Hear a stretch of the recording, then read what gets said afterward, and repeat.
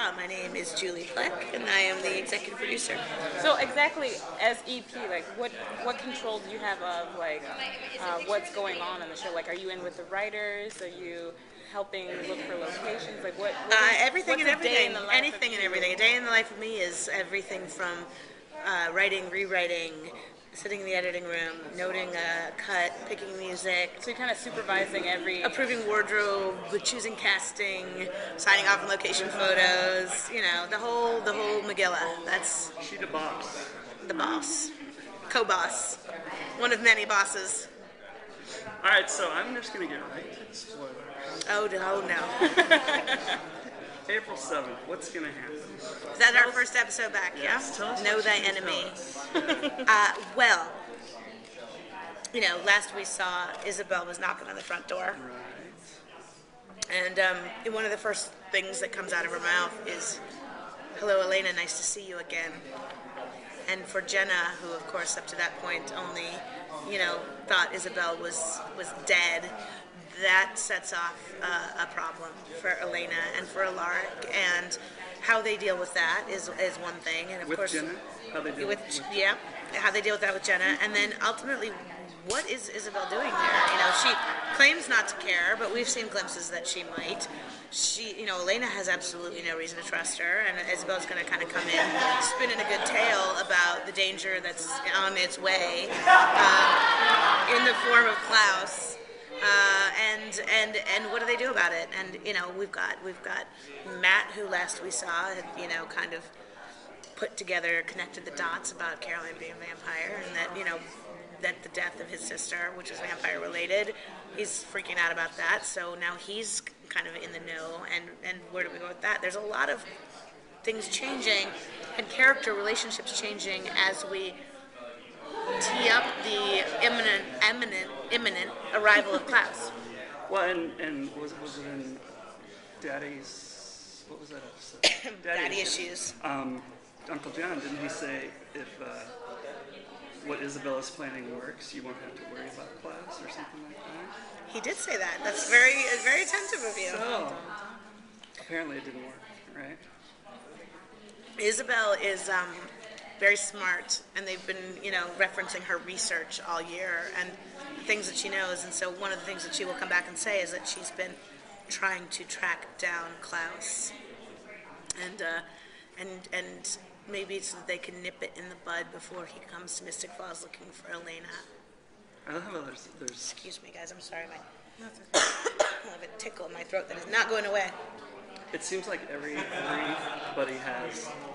everybody's very good at one-upping the next person. Yes. Catherine's very good at tricking people, and then Isabella looks like she might be a little bit better. Yeah.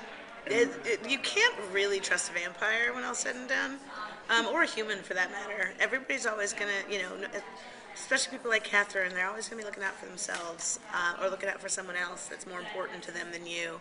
And watching those moves twist and turn, that's why Elena's staring at her birth mother in the face and saying, "I don't believe a word you say, because why should I?" And so when her birth father, who has been up to his own no good in the past, is saying, "No, I think you really need to trust her," then she's not going to know what to do or But how she to can't handle really it. trust him. She doesn't really trust him either. No, she does not. That's the problem. And yet, what if they're right? So that's one of the things she's going to have to go through. So the witches seem to be disappearing on the show, and now Bonnie's she's got her powers back.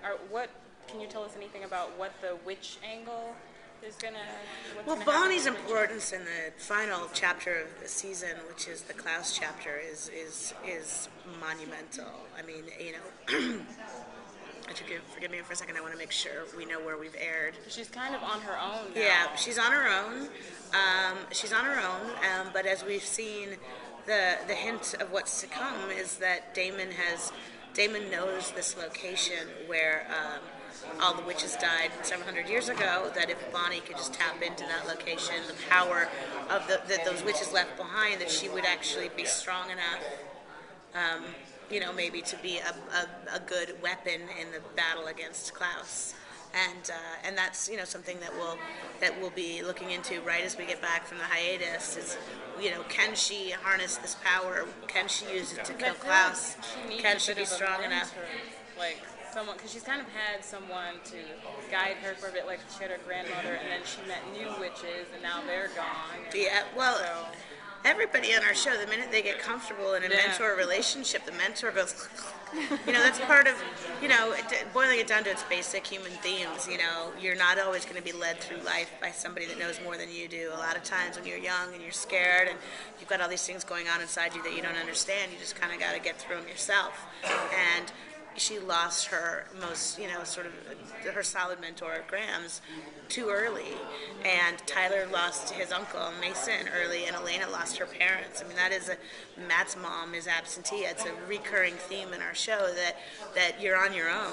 And so it's the family that you create and the loyalties and the friendships that you trust that to help you get you through it emotionally. Those people aren't going to necessarily teach you how to get through it. I also see a sort of West Side Story thing in the Indeed. Sort of hate them because they're different, or that kind of thing. Is that something that just happens because it's vampires and werewolves and witches and everything, or do you guys consciously think about, let's make sure this is in there? Well, I think with the vampires and the werewolves, we very much like to embody a Romeo and Juliet kind of notion.